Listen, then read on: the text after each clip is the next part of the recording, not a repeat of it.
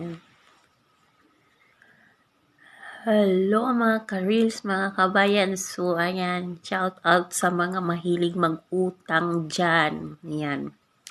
Gusto ko lang po pala i-share sa inyo, kagaya ko na may, GCash. Ayan.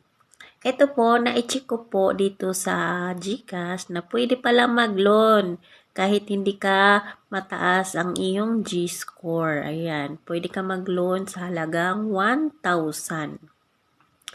Sa halagang 1,000, pwede ka makapag-loan. Ayan, itatype mo lang yung P-bills. Ayan, or else kung ano may yung reason kung bakit ka mag-loan. Ayan, yung una po nilang pa-loan is 1,000. Ayan, with 5 months to pay. Ayan, 5 months to pay. May 3% po yan na deduction. So, ang magiging pera mo na lang is 970 ang papasok doon sa account mo. Less 3% processing fee. Ayan.